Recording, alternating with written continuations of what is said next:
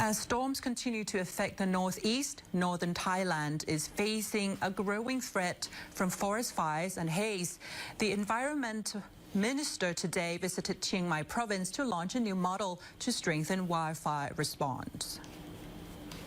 Natural Resources and Environment Minister Suchat Chomglin visited Chiang Mai province to closely monitor wildfire and haze conditions, focusing on high-risk forest areas.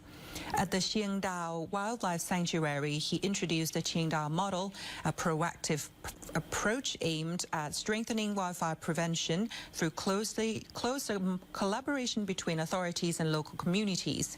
The model brings together networks from 34 villages, shifting from a command-based approach to joint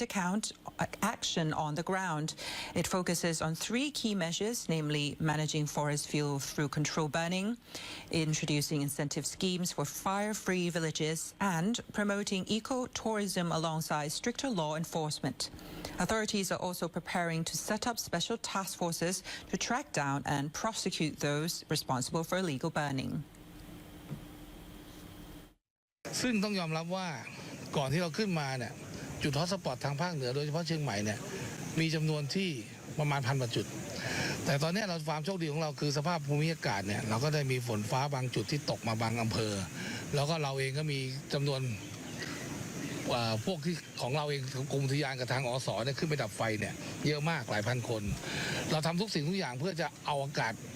ท่านนายกกำชับว่าต้องเอาอากาศบริสุทธิ์คืนให้คนภาคเหนือให้เร็วที่สุดโดยเฉพาะคนเชียงใหม่ Minister Suchat also met with local officials, volunteers and community leaders while emphasizing the use of drone technology to support firefighting efforts in steep and hard-to-reach terrain, which can help improve safety and operational precision.